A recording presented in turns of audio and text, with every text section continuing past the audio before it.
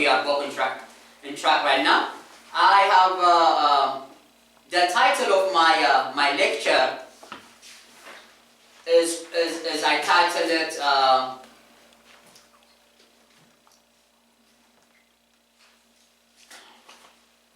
how can we change our lives? How can we change our lives? And I will go ahead and talk about which is the big subject in our planet, which is the virus, the coronavirus, and everywhere around the planet. So I'm going to touch a little bit about it and how maybe what the information I will share will ease our minds and ease the energy right now. Okay. So with that, welcome to our live broadcast. Salam alaikum kamu family. Salam alaikum kamu. Guys and goddesses, thank you for coming. And again, today's lecture I titled How Can We Change Our Lives? Taken from our Fahami Catechism, lesson called Forward to Progress, written by our illustrious, our holy Fahami Rasul, and salam be upon him. And the lesson begins with the question, what is mental power? Okay, what is mental power? So let's go and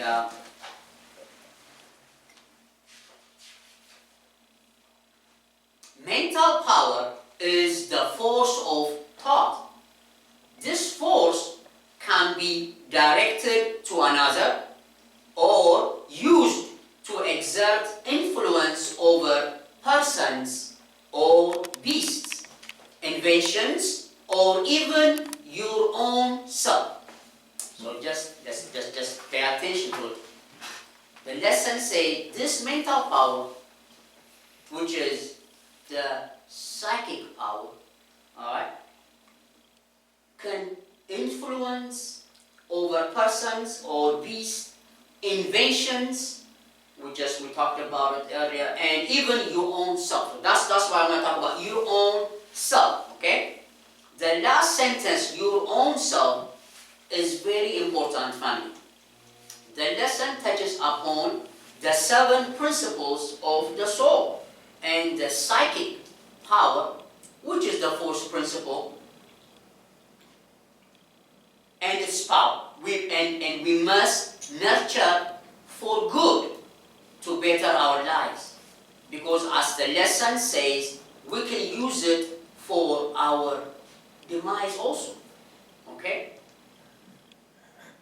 The living and breathing cells and blood within our bodies can be influenced by our thoughts and feelings.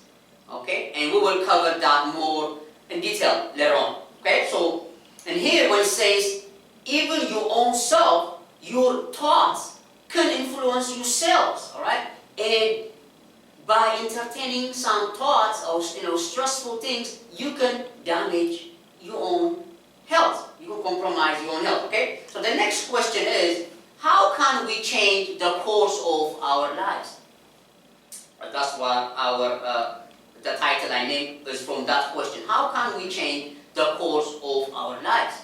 And the answer given by our Rasul is, we change the course of our lives by changing the scenery in our imagination. And this develops new thoughts. New thoughts arouse your energy, which moves the soul, which sends your soul on a journey that brings the new information which guides you to success. This is the best formula that was given by our high prophet, the most enlightened prophet. Okay? First, we say we change our lives by changing the scenery in our imagination. What we usually imagine, your imagination. And this develops, so why? By changing your image, imagination is image. This will develop new thoughts. And new thought arouse your energy, which moves the soul. which sends your soul on a journey that brings the new information which guides you to success. Yes.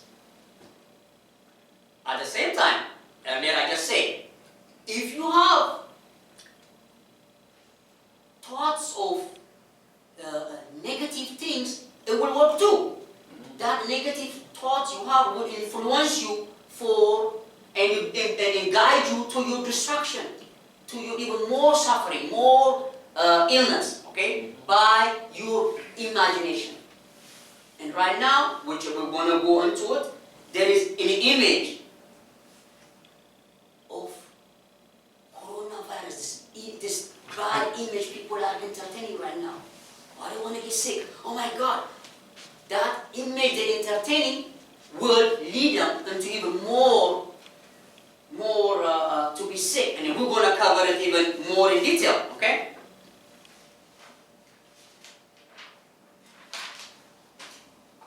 And I hope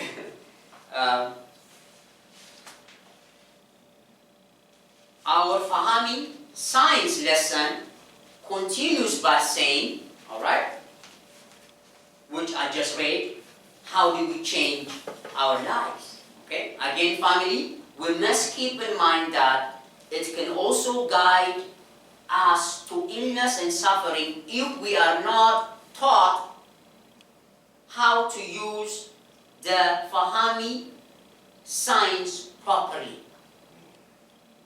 If we're not in control of our thoughts and our image, the image of what we entertain in our image, it will lead us to become even more and more, not to success, but to failure, okay?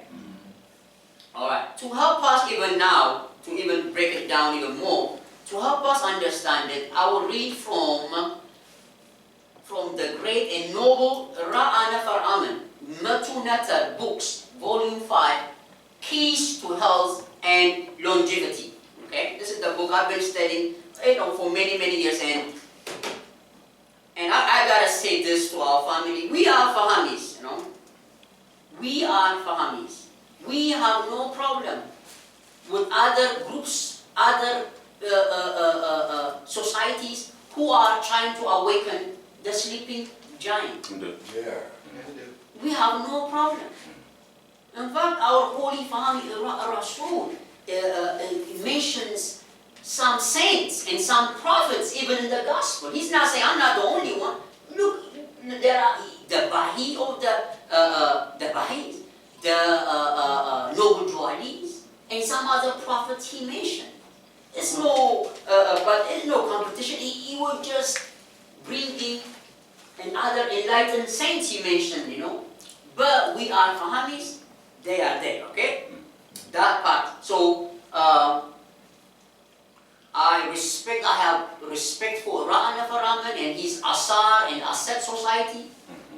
My success to him, I wish him much health because he's doing fantastic work, and we're going to borrow some things from him also, okay? And this science, which is, I'm going to read it, but it is true, it's a science, so we will go ahead and use that from his book. But we can do your own research and come up with, either agree with him or disagree with him.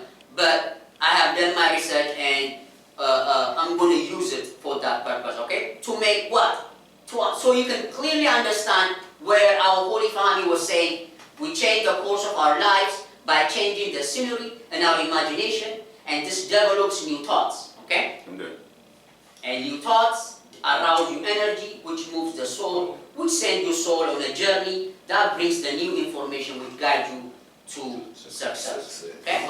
That's what I'm saying. Well, like I said, we are the Fahami universities, and they are Asar and Asaf University. No problem. I ain't got no problem with that. All right? And much love, much success to them. All right. So.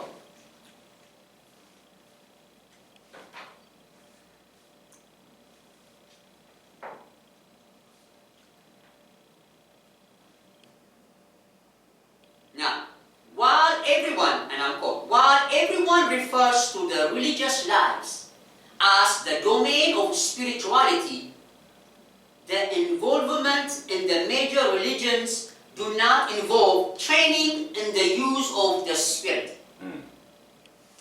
We are not taught how to use the Spirit. We are not given, religious people, we are not taught, that's what he was saying, we're not taught how to use the Spirit, the science which I just mentioned. The science the Holy Family revealed, we are not taught. Okay? It is a simple fact.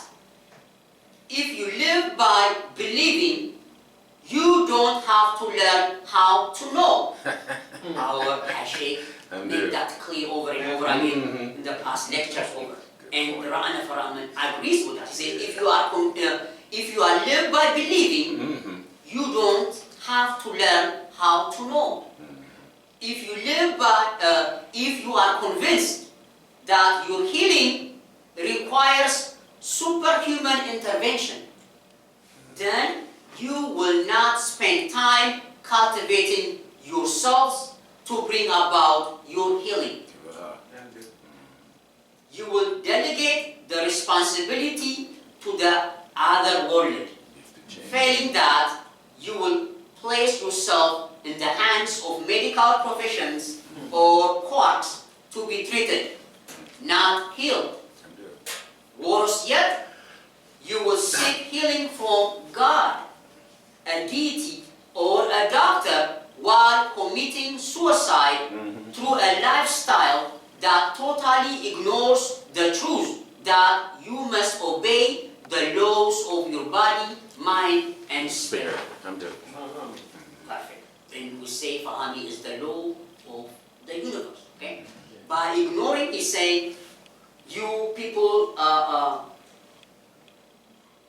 they do the wrong stuff. They forget the law of the earth, the physical body, and they asking the deity to help them, or God help me, or Jesus help me. But you forget to, or you don't want to apply, which is, you're smoking cigarette and stuff, and you asking God to help your lung cancer, ain't gonna work. You gotta quit smoking, probably then you can ask, yeah, you gotta do right, you gotta follow the law. That's what he was saying. And you will do so for the simple fact that the highest personage in your culture have done and are doing the same along with everyone else around you. And year after year, the figures of degenerative illnesses, infectious illnesses keep mounting higher and higher. Okay? Now, going back to now this, we're going to talk a little about this coronavirus. And we're going to use Nigerian folk tale to give us understanding of how and what is the fear and the stress plays in this spread of the virus right now. There is a Yoruba tale of the god of smallpox. So, Fana. The Yorubas are a traditional group of people in Nigeria, West Africa. And I love this part because even our holy Rasul, salam be upon him, he tells us that we need to go and check those folk tales and make them modern, up to date. So we're going to use this right here, okay? So there is a Yoruba tale of the god of smallpox, Sofana. He was stopped along the road by a high god, Obatala, who demanded to know his mission. I was sent by the Supreme Being, Olodumare, to kill 100 people by infecting them with smallpox. Said Sofana. After verifying the story with the Supreme Being, Obatala let him pass through. Obatala is the high god in Yoruba culture, and Olodumare is the highest god. Okay? So Obatala let him pass through.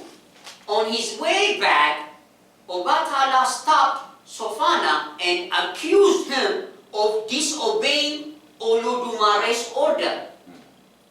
And quote, "You killed 1,000 when you were granted permission to kill only 100. Sofana replied, "I did kill only 100 of smallpox. The other 900 died of fear of smallpox."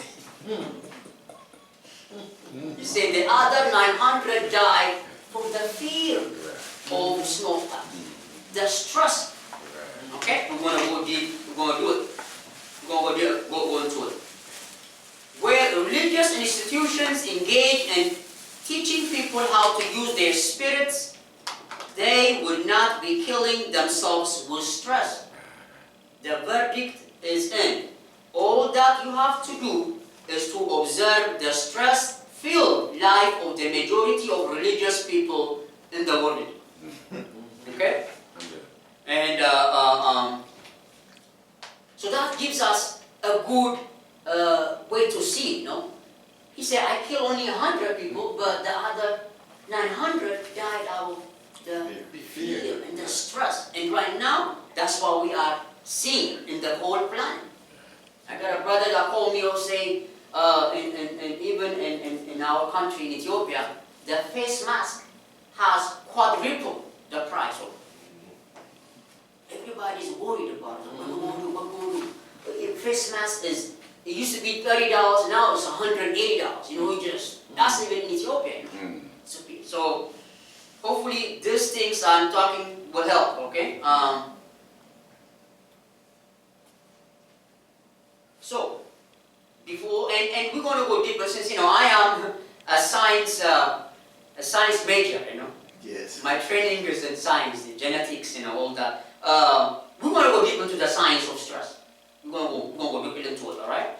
Before we go into the science of stress, let us go back to and review our Holy Family Prophets' teachings on how we can change the course, which I read, our lives, which is what you change by changing the scenery in our nation, and this develops new thoughts, all right? And new thoughts arouse our energy, which moves the soul, which sends our soul on a journey that brings the new information which guide us to success. And at the same time, we say that our mental power, the kind of image and thought we entertain, not only influences other persons and beasts, even it will influence you for good or for bad, okay?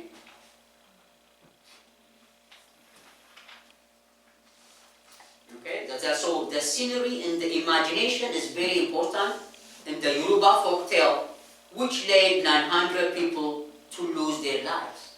The fear of the sickness, the stress of the sickness, okay? Which is very, very dangerous here. And currently, people have a negative imagination of the coronavirus, you know, and they are stressed. They are stressed right now. Okay, a lot of people are stressed, all right? And shops are running out of goods. People are talking and reading and tracking every new development about the virus. Stress is in the air. Fear is in the air right now. Religious gatherings are being cancelled. I just read one of our sisters, in fact, Bahani sisters, in the Facebook. She said, that's how you know even the churches are cancelling. Because people are awakening to the fact and reality. Like, so it was like, you know, maybe this faith, blind faith is not. You know, when people are really, when they have their fact, they be like, no, we're not going to go to the church meeting. Because that belief's not going to do nothing, you know? I know. It is sad, but it is, a lot of churches are cancelled today. Why? If you have that belief, faith, why don't you come and gather? No. It's something beyond that, see? Alright? That fear is real, you know what I'm saying? And fear is in the air, religious gatherings are being cancelled, etc. Hence, lots of people putting themselves in stress, which is a very dangerous practice. Modern science has identified excess stress and associated it with the following health disorder. This is currently, if you go and research it, you will find out that stress is imbalance of all hormonal functions, especially of the 3 hormones that are in charge of maintaining the overall balance: hypertension, irregular and disordered heartbeats, all related to stress, you see. Increased levels of cholesterol, increased risk for an incidence of cardiovascular health disorder, high blood pressure, strokes, heart attacks, abnormal appetite and food cravings, excess weight gain and obesity, loss of muscle mass, loss of calcium, hence bone disorders, osteoporosis, and etc. Immune system hyperactivity and hypoactivity, manifesting in allergic disorders like asthma, hay fevers, food sensitivities, autoimmune disorders, lupus, arthritis, multiple sclerosis, cancers, great susceptibility to infections, colds and viruses, digestive system impairment, digestion and observation reduced, increased incidence of inflammatory diseases, blood sugar disorder, diabetics, low blood sugars, insulin resistance, and on and on. I mean, I have over 30 stress is the number one, even more dangerous than the virus itself. That's why that West African folk tale is on point. He said, I only killed 100, like I was given the order, but the other 900 perished because of that fear, that stress of the smallpox, all right?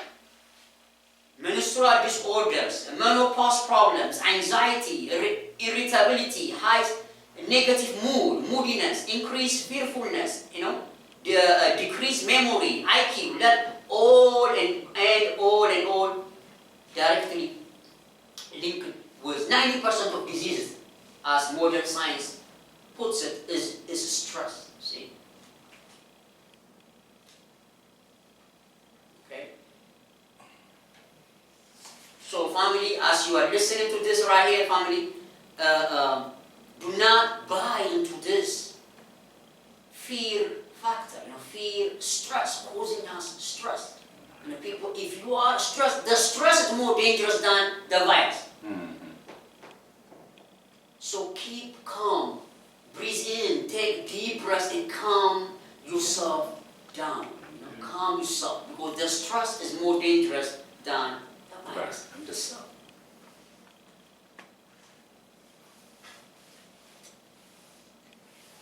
Now we know why our holy Fahami prophet, salam be upon him, tells us in prosperity lesson. He wrote in our catechism question, what keeps a person sick? Answer, the memory of being sick, the sickness thought, the fear of death, the fear of suffering and pain. Wow, that's it. That fear will cause you stress, and that stress will get you even more sick. Okay? So that fear of pain and suffering, the sickness thought. Oh, so and so. Oh, my cousin just got the disease. Oh my God, what? And you will start having that, and you will lower your immune system. Stress lowers your immune system 95%. Then you are, the small cold will weak you. Make you even sick. All right. So now we understand that part when our Holy Family was saying the memory of being sick, the sickness thought, the fear of death, the fear of pain. Okay? Now, let's go back to stress and how that will affect us scientifically. Now we're going to go deep into the science of it, all right? The stress is the main cause of illness, which I will just, highlighted, okay? Now, listen to this. The hypothalamus is in the limbic brain is the mediator of stress. The hypothalamus. That's the master gland in the brain that controls your stress and emotions, fear, those things are controlled by the a gland called hypothalamus.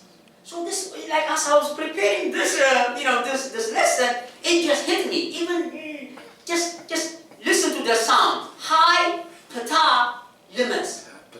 I said, hypothalamus. Okay. Then I did the root word for the etymology, and it says that word is a Latin word, and it refers to something that originates.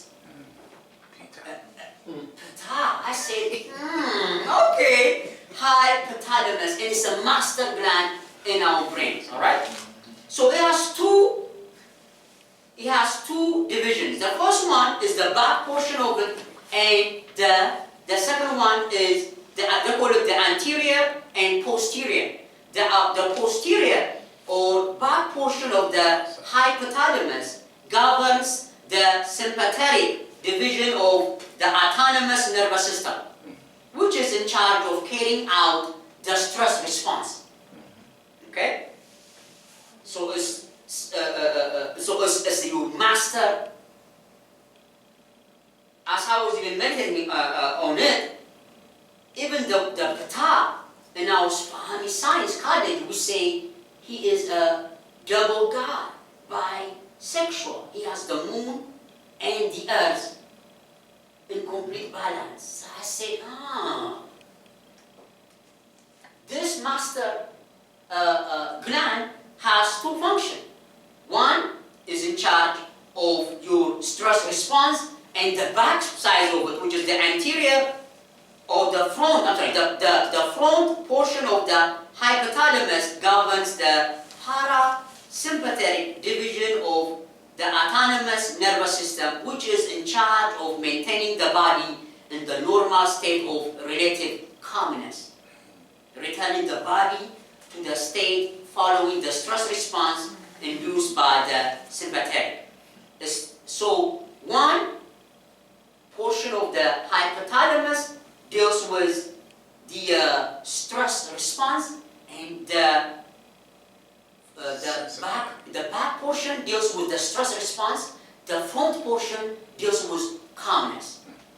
Both of them go hand in hand. Ra'ana Faraman, and here it says the yin and the yang.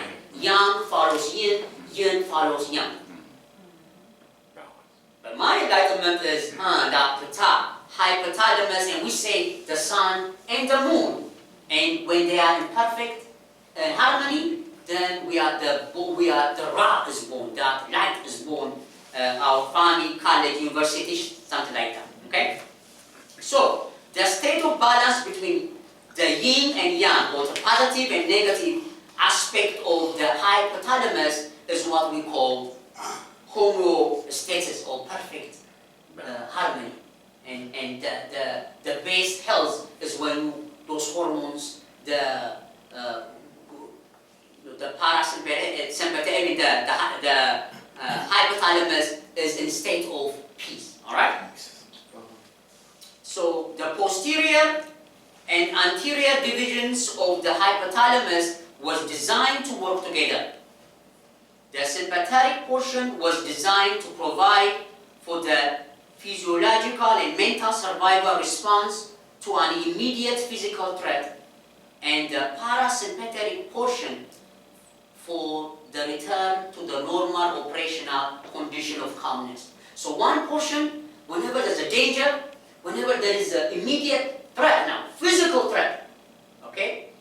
Whenever, like, let's say there is a lion just come to you, whoa! So that part of the hypothalamus will release, and once the danger is overcome, the other part of the hypothalamus will release another enzyme called the acetylcholine to calm the body.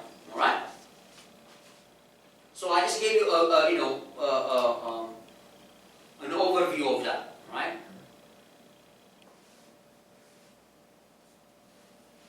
And again, so whenever there is immediate danger, the hypothalamus will release an enzyme, and when that danger is overcome, the hypothalamus will release another enzyme or called acetylcholine that will tell the body it's time to calm down, chill out, and calm, and you calm. Alright? Now, in conclusion, before I conclude, I will give you this and I will end. When we are confronted with an immediate physical threat now, okay? Let's say we are about to be mugged. For example, the sympathetic division of the hypothalamus secretes a hormone, adrenaline, which raises your attention level and plays a role in the accurate perception of the situation. Is this danger real? You know, you got the adrenaline rush, okay? Then, this is not thinking, but a moment of pure perception, as the Zen monks will say. The perception that the danger is real causes the hypothalamus to follow up with the secretion of another hormone, corticotropin releasing factor, or corticotropin, which goes to the pituitary gland, which is another master gland in our brain, and instruct is to secrete corticotropin hormone, which in turn is sent to the adrenal gland, which sits on top of the kidneys. And on top of the kidneys is where those adrenal glands are located, and to release their glucocorticoid hormones, which include cortisol. The cortisol is the main target of the hormonal cascade that started with the hypothalamus. The main function of the cortisol hormone is to prepare the body for fight or flight, to provide the muscles of the arms and legs with the blood and sugar they need for fighting or fleeing.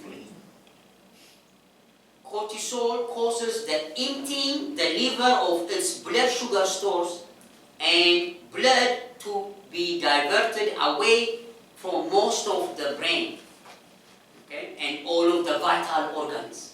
So when you are in that fight or flight mode, blood is taken away from your vital organs, blood is from your liver, the sugar blood is going to be taken, blood to be diverted away from most of the brain, all of the vital organs, because at that time, you're about to run or you're about to fight. So the Fight or flight. yes, and all of those things will be taken out, depleted from your vital organs, and goes to your leg so you can run faster, into your muscles so you can, or into your arms so you can fight, all those things, all right? Kidneys, digestive organs, pancreas, and other endocrine glands will be robbed of the vital blood, okay? In order to increase the amount of blood to the muscles and arms, cortisol increases the heart rate. Your heart's going to be running faster, because you're about to fight or you're about to run, okay? In order to increase the amount of blood to the muscles and arms, cortisol increases heart rate, blood pressure, breathing rate, body temperature will go high, sweating, you'll be sweating, all of which generates feeling of anxiety and nervousness, as the nerves are firing at a higher rate and burning of metabolites in its high gear. Okay? So, it says, were you a tiger in the wild or a person? So he was talking about with no dysfunctional programs in your cerebral cortex, because right now we are what? Our wrong diet, food we eat, and alcohol, and all those things will affect our cerebral cortex, the way we are reasoning, our reasoning faculties, which is the brain.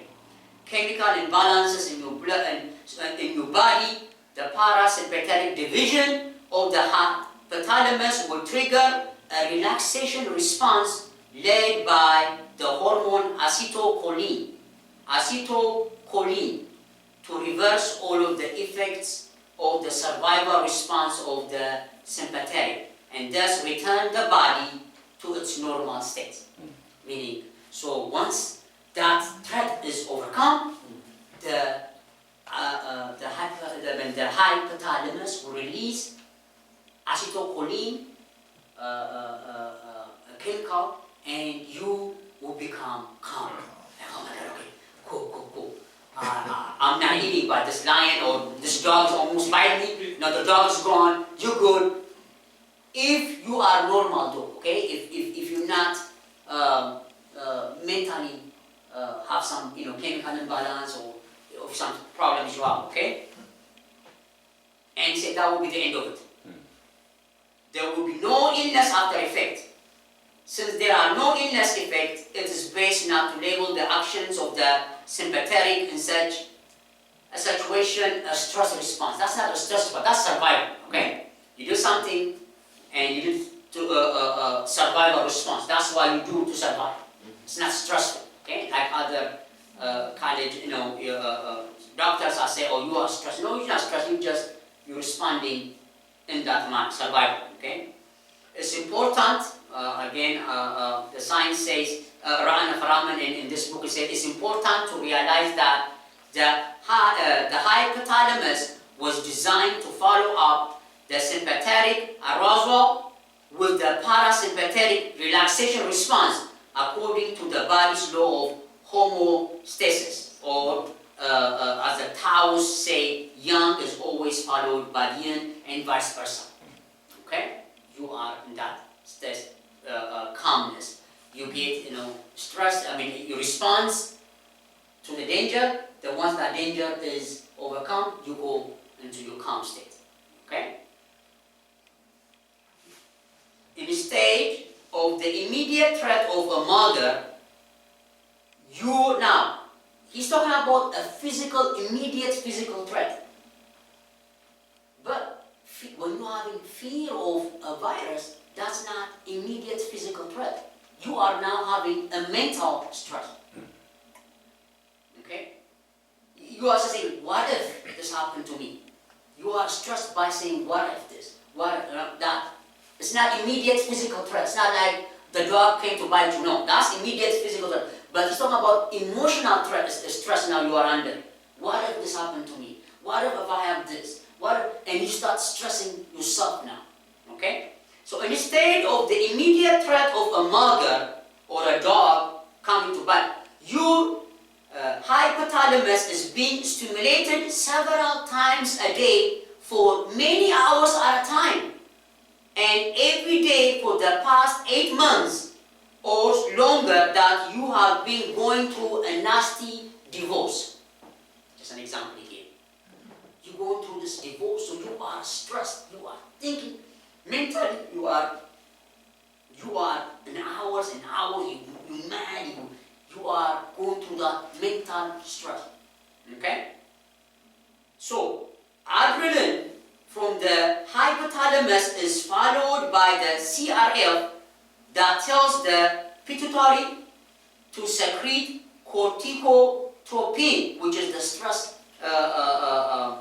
which in turn tells the adrenal glands to release cortisol. Okay? So the same withdrawal of blood from the vital organs and major brain centers and increase in the heart rate, breathing, blood pressure, catabolism attains the result. So you are in that stressful and you are damaging and making you even yourself even sick by as the Holy Father put it, fear thoughts of fear. Okay, and that's why I just say we just break down the signs. So you are releasing that cortisol, and that cortisol will prepare your body for fight or flight. But you don't have nothing to run from. You see, you are just stressed mentally. So you're sitting up there and you are robbing your vital organs, vital nutrients, because all of the blood is directed to your legs and to your arms, because your body thinks you are under this heavy stress, you are about to run or you are about to fight. So you are continuously for many hours a day in that state of survival, in that state of continual damage to your body, all right?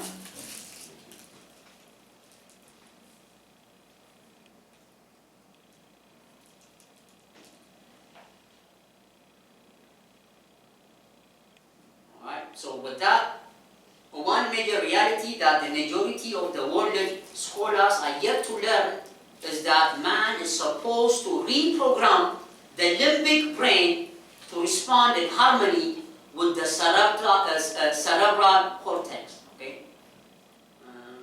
The cortex is the body's vehicle that is used by the mind to connect to the body via the limbic brain. This is the crust. This is the crust of the mind-body connection. The reprogramming of the animal brain is an evolutionary step that is ahead of mankind as a whole. Illness and social mayhem will provide the impetus to evolve for most. Okay, so he is saying that this is a little advance in the future that mankind will learn that. And even in our Holy Family Rasul and in our Fahami University, we talks about, again, with the 7 principles of the soul, we are taught that the second principle, the headquarter for the second principle is in the brain. The fourth principle is also in the brain. Our Holy Family knew, and he gave us that lesson. So we have to explore the brain in the near future, whether we like it or not. We have to explore the brain and to see these are the things that our holy enlightened master was pointing to. But when he was saying this in the 20s and 30s, the brain study was not available yet. It just become for the past 50 years that they start to study the brain and how does the brain affect the mind, affect emotions. So they are just coming to this Westerners now. No. I have to make that. The Chinese and Africans, we understood that. We already knew that. We knew that your emotions affect your cells. The Chinese already knew that. They have acupuncture and all that to direct the emotions and all that. They have mastered that, in fact. So, okay. So hopefully, family, I have given you a good scientific. It's not too detailed, but at least an over understanding of how stress is more dangerous than this virus. And keep yourself calm. Keep yourself in a state of calmness, no matter what we hear on the TVs and radios and stuff. Keep yourselves calm, because the stress is more dangerous than the virus itself, and they are counting on that also, all right? And I will leave you with one thought.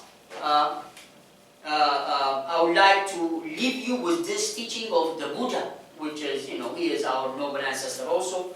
And Tao Te Ching, it says, in games, children teach sometimes more than books.